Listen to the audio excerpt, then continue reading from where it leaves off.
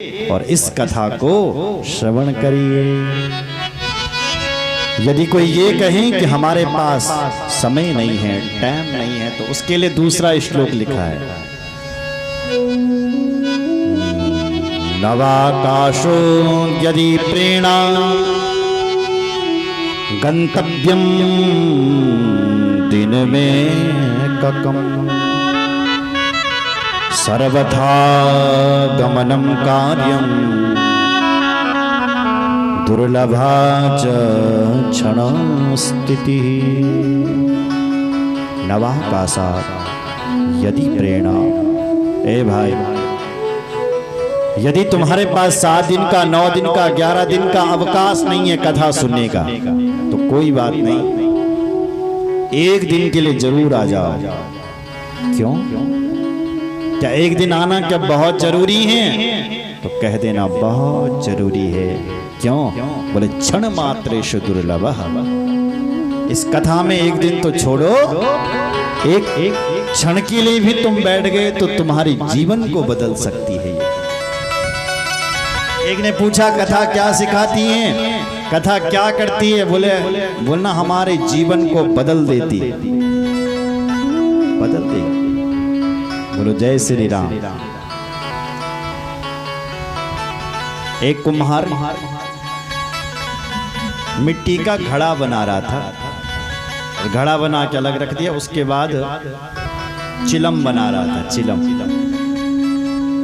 चिलम बना रहा था तो मिट्टी से आवाज आए, ए कुमार क्या कर रहा है? चिलम बना रहा, घड़ा बना, मिट्टी से ये आवाज आ रही। उसने नहीं सुनी और तब तक उसकी पत्नी आ गई। पत्नी ने कहा क्या कर रहे हो महाराज? बोले चिलम बना रहा। बोले तुम तो घड़े बनाते थे, ये शौक कहां से पड़ गया चिलम बनाओ? बोले घड़े बनाओ।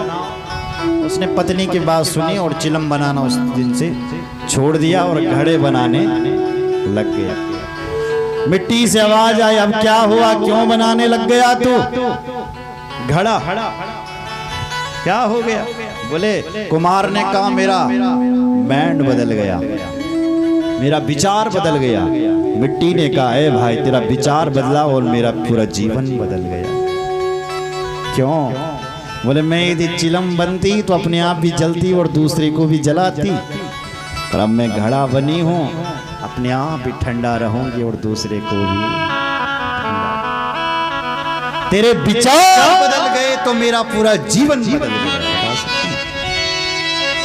इसलिए कथा हमारे जीवन को बदल देती है। कौन से शब्द तुम्हारे जीवन को बदल दें, कौन से शब्द तुम्हें अच्छे लगे, ये तो तभी पता चलेगा जब बैठोगे, जब सुनोगे। इसलिए क्षण मात्रेषु दुर्लभः, इस कथा में बैठा हुआ एक क्षण भी बड़ा दुर्लभ है, इसलिए सुने। बोलो शंकर भगवान की जय। हर हर महादेव। अच्छा महाराज, शिव पुराण की कथा कहाँ होनी चाहिए? तो सबसे पहले लिखा कि शिवालय में कथा होनी चाहिए।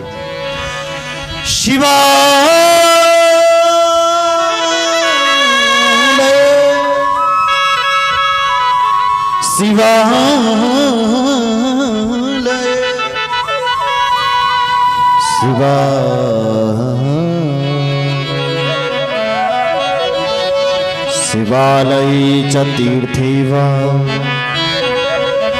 वने वापि गृहीत्वा कार्यस्य शिव पुराणस्य श्रवणस्थलमुत्तमम्। शिवजी की कथा को श्रवण करने के लिए शिवालय अति उत्तम है, 100 गुना पुण्य मिलता है यदि शिवजी के सानिध्य में बैठ करके कथा को श्रवण कर लिया तो। बोलो जय श्री राम। और शिवालय ना मिले तो तीर्थी वा, किसी तीर्थ में कथा को श्रवण करें। तीर्थ भी ना मिले तो वनी वा, वन में जाकर के कथा को श्रवण करो। वन भी ना मिले तो गृहीत अवह, अपने घर में ही कथा का आयोजन करवाना चाहिए। यहाँ चीजें उत्तम उसके बाद बोले जब तुमने निर्णय पूरा कर लिया कि वहां पर कथा होनी चाहिए, उसके बाद कथा का मंडप बनाए। कैसा मंडप बनना चाहिए? बोले सुनिए, कर्तव्यो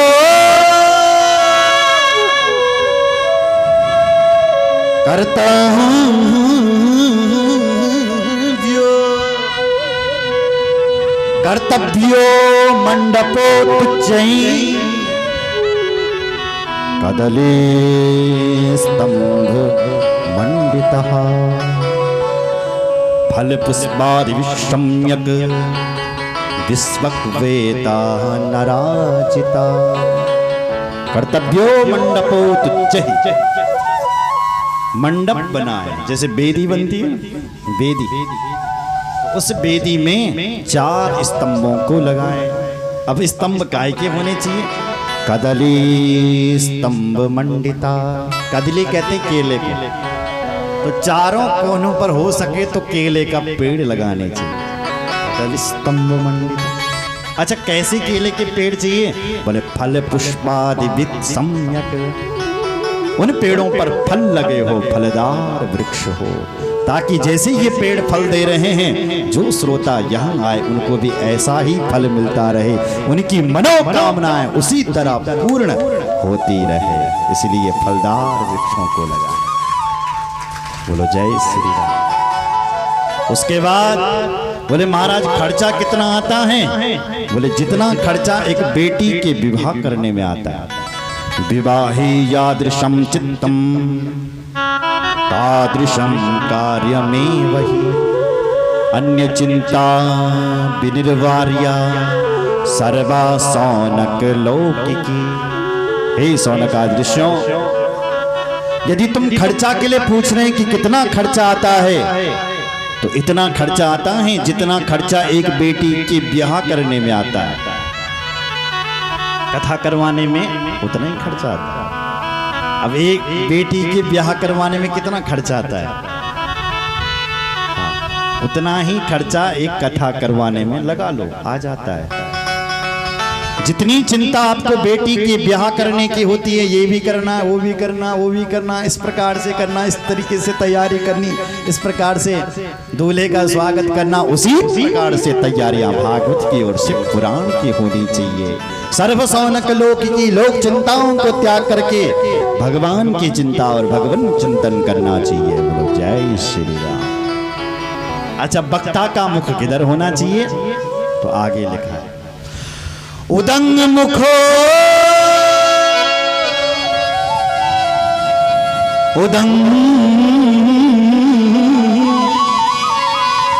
उदंग मुखो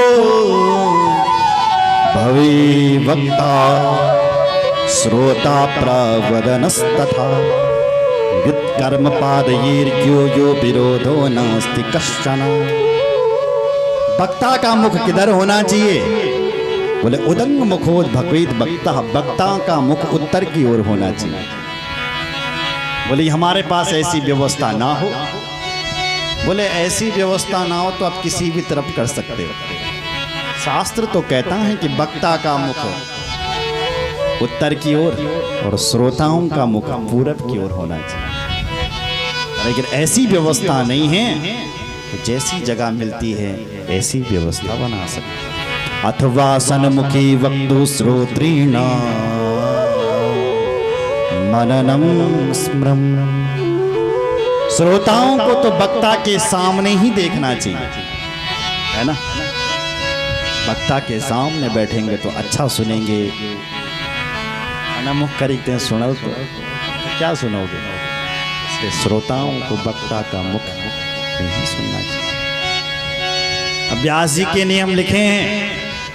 बोले क्या नियम है व्यास जी के? बोले जब तक व्यास जी व्यास पीठ पर बैठा हो तब तक वो व्यास जी किसी को प्रणाम ना करें। व्यासन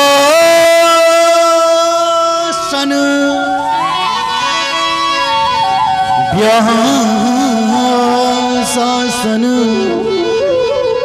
समारूढ़ो यदा पौराणिकोत्तम।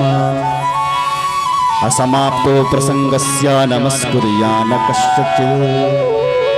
व्यासासन समारूढ़ो यदा पौराणिको दजा असमाप्तो प्रसंगस्य नमस्कुर्यान कस्यचित्। क्योंकि व्यास गद्दी पर जो व्यक्ति बैठा हो वो किसी को नमस्कार न करे। श्रोताओं को चाहिए कि व्यास जी को नमस्कार करें। क्यों? क्योंकि ये विष्णु गद्दी है। विष्णु मतलब भगवान, ये भगवान की गद्दी है। और जब तक इस पर कोई बैठा हुआ है तब तक वो भगवान के ही स्वरूप है। हमारे यहाँ दो गद्दी चल करके आई, एक है व्यास गद्दी और दूसरी है राज गद्दी। तो राज गद्दी पर जब तक राजा साहब बैठे रहते हैं तब तक वो हम सब के मुख्यमंत्री हैं, राजा हैं हमारे यहाँ के। जनता चुनाव हारी, किसी और ने अपना बहुमत सिद्ध कर दिया, तो अब राजा साहब को गद्दी खाली करनी पड़ेगी। तो अब क्या है, वो बोले आम इंसान है, जनता चुनाव हारी ले, तो जैसे हम तैसे वो भी। जब तक गद्दी पर बैठे हैं तब तक मर्यादा है। उसी प्रकार जब तक व्यास जी व्यास गद्दी पर बैठे हो तब तक मर्यादा है। और जब नीचे उतर जाएं तब किसी का बेटा है, किसी का भतीजा है, किसी का भाई है, जब तक गद्दी पर हैं तब तक विष्णु स्वरूप भगवान ही है। आगे चाहे कोई भी वक्ता क्यों ना बैठा हो। कौन कौन कौन? बालो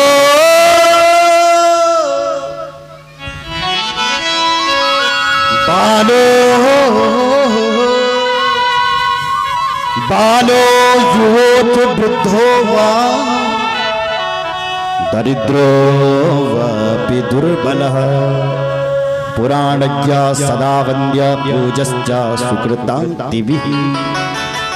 कोई व्यास गद्दी पर बालो कोई बालक बैठा हो, युवक कोई युवा बैठा हो, वृद्धो कोई वृद्ध बैठा हो, दरिद्रो कोई दरिद्र व्यक्ति बैठा हो, दुर्बलः कोई कमजोर व्यक्ति बैठा, दुर्बल मतलब कमजोर व्यक्ति बैठा हो, पर वो पुराण का कथा वाचन कर रहा है, कथा बोल रहा है, तो पुराण लज्ञा सदा वन्द्या पूजश्च सुकृतान्तिभिः। उस समय वो हमारे लिए पूजनीय ही है। बोलो जय श्री राम। कथा में कोई विघ्न बाधा उपस्थित न हो, इसलिए एक आचार्य को रखें जो गणेश जी की पूजा को करें। कथा विघ्न विनाशार्थम गणनाथम परिपूजये कथाधीशं शिवं भक्त्या पुस्तकं च विशेषतः। गणेश जी की पूजा करें और उसके बाद कथाधीशं शिवम भक्त्या, कथा के जो धीश हैं कौन? शिव जी। पुस्तकम चा विशेषता, पुस्तक की पूजा विशेष करके करनी चाहिए। ये जो पुस्तक बैठी हुई है ये शिव जी बैठा हुआ है। बिना पुस्तक को प्रणाम किए हुए भी कथा नहीं सुननी चाहिए। जो लोग बिना पुस्तक को प्रणाम किए हुए कथा सुनते हैं वो भी दुख पाते हैं। अभक्ता ये कथा पुण्यं शृण्वन्ति मां नराधमः तेषां शरणवर्जं नास्ति फलं दुख भवे भवे। अभक्त बन करके ना बैठे, भक्त बन करके इस कथा को श्रवण करें। बोलो जय श्री राम। कथा की निंदा भी ना करें, क्योंकि निंदा सुनने वाले को भी पाप लगता।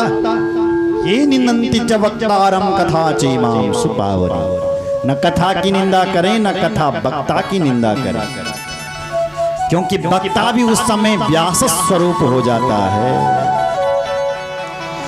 जब श्रीमद् भागवत की बात आई कि भागवत के वक्ता कौन है, बोले शुक हैं, सुखरूप प्रबोधज्ञ सर्वशास्त्र विशारद सुखदेव हैं। ऐसी जब शिव पुराण की बात आई कि शिव पुराण के वक्ता कौन है, बोले जब तक वो गद्दी पर बैठे हैं, जितने दिन तक बैठे हुए हैं उतने दिन तक उनमें व्यास का ही दर्शन करें, और नहीं कर सकते वो दर्शन तो कथा में ना आए। बोले जय श्री राम। नहीं तो पाप कमाने आ रहे हो, इसलिए जब तुम कथा सुनने आ रहे हो तो व्यास जी पर 11 दिनों तक सुखदेव का या व्यास जी का दर्शन करें। व्यास रूप प्रबोधज्ञ सर्वशास्त्र विशारद एतत् कथा प्रकाशेन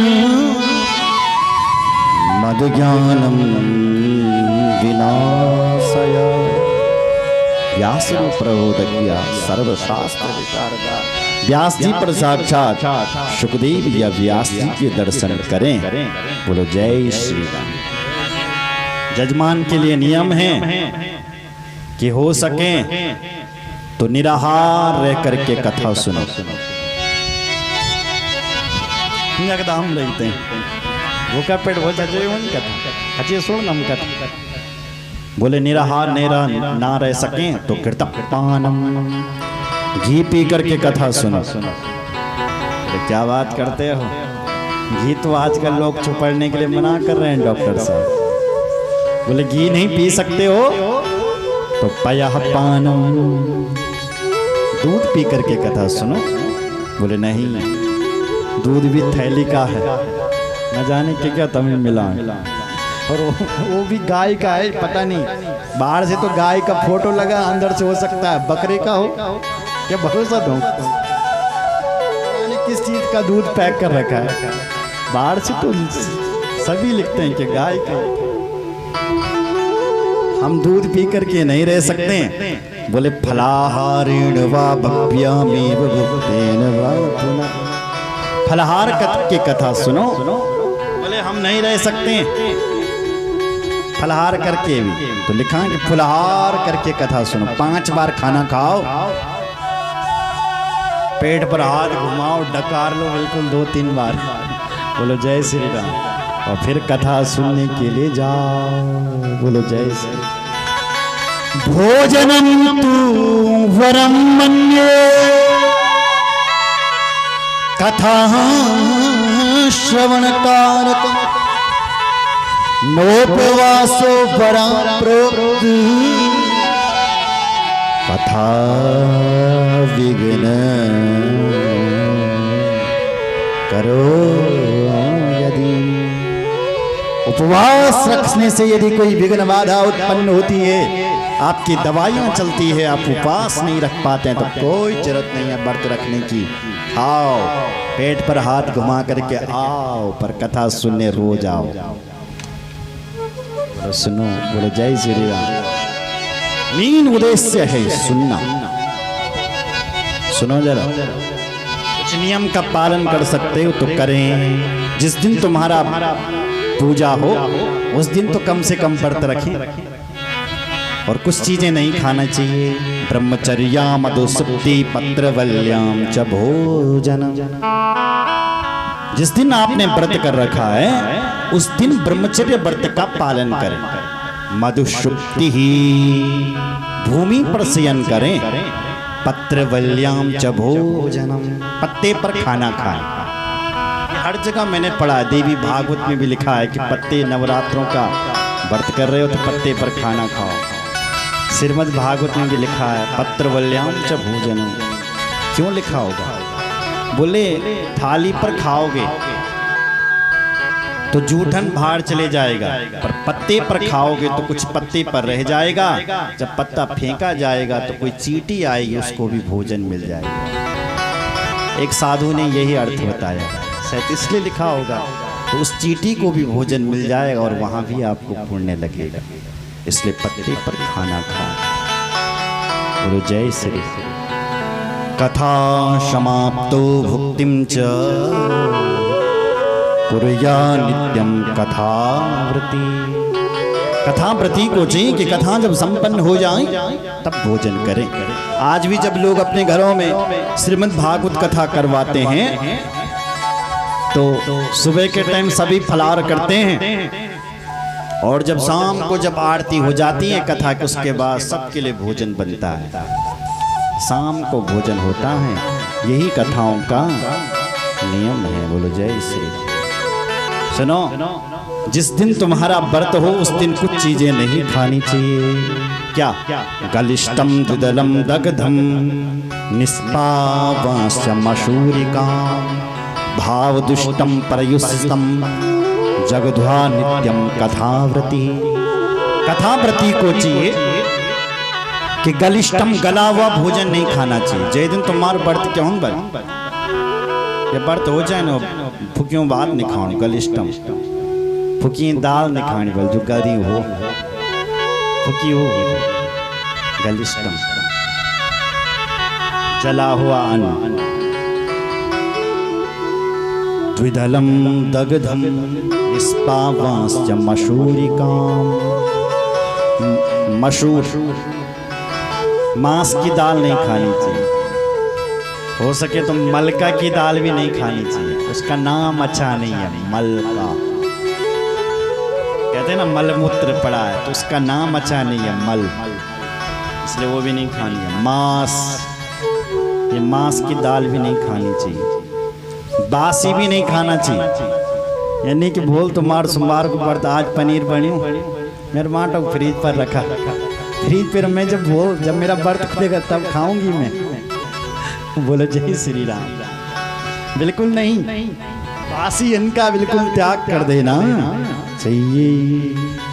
भाव दुष्टम प्रयुष्टम, क्या प्यारा श्लोक है। जो व्यक्ति तुमसे घर में दुश्मन हो तुम्हारा, उसके हाथ का भी नहीं खाना चाहिए। जो तुमसे बैर रखता हो तो उसने तो ठीक तरीके से तो बनाया नहीं होगा, खाओ तो खाओ, नहीं खाओ तो पड़ जा, है ना। भाव दुष्टम, अच्छे भाव से भी नहीं तुम्हें कोई खिला रहा, उसके हाथ का नहीं खाना चाहिए व्रत के दिन। बोलो जय श्री राम। और क्या क्या नहीं खाना चाहिए? वार्तकम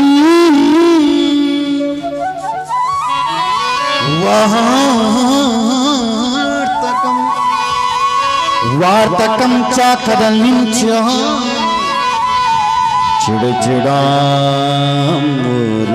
तथा कुष्मांडं नारिकेलं च मूलम जगद्वा कथावृत्ति।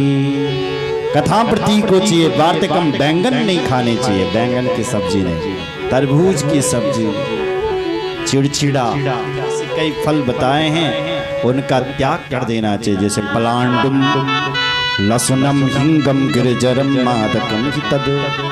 पलांडुम प्याज नहीं, क्योंकि इन पे बदबू आती है। लसुनम लहसुन नहीं, हिंगम हिंग नहीं, इन चीजों का विशेष करके त्याग कर देना चाहिए। बोलो जय श्री राम। उसके बाद क्या करें? बोले सत्य बोलें। सत्यम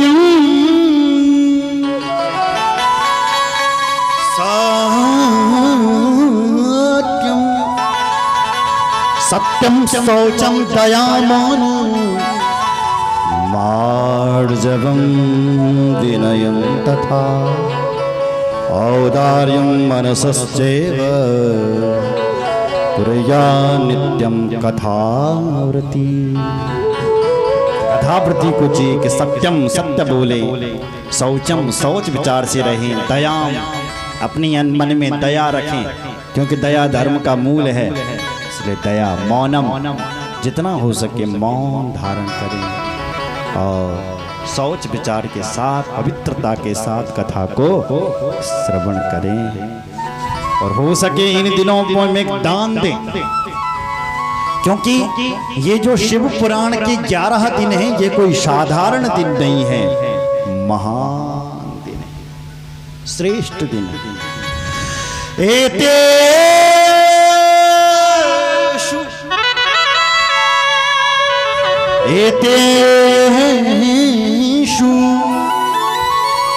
एतेषु विधिना दत्तं यदल्पमपि वस्तु हि दिवसेषु वसिष्ठेषु तदक्षया फलं लभे।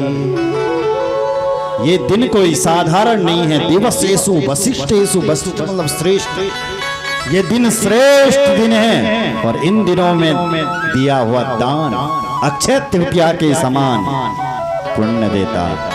इसलिए ब्राह्मणों को दान दक्षिणा देते रहे और कथा में भी सहयोग करते रहे। बोलो जय श्री राम। और जब कथा विराम हो जाए तब कथा में खूब संकीर्तन करना चाहिए, खूब तालियां बजानी चाहिए। जो लोग कथा में तालियां बजाते हैं उनके भाग्य का ताला खुल जाता है। जो लोग कथा में जोर जोर से तालियां बजाते हैं उनके हाथ हमारे हाथों में जो दुर्भाग्य की रेखाएं होती है, जब भगवान के लिए तालियां बजती है तो इन हाथों की दुर्भाग्य की रेखाएं भाग जाती है और हमारे हाथ में सौभाग्य की रेखाएं पड़ जाती है। इसलिए खूब ताली बजाएं। बोलो जय श्री राम, बोलो शंकर भगवान की जय। हर हर यहीं पर ही महात्म्य को विराम दिया, विद्येश्वर संहिता में प्रवेश किया और श्री सूत भगवान कहते हैं आध्यात्म मंगलमजो समान भाव आर्यम तमीस मजरा रमात्मदेवम्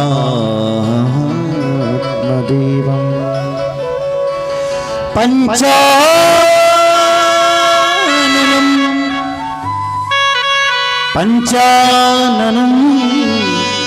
प्रबल पंच विनोदशीलम् संभावये मनसि संकरम्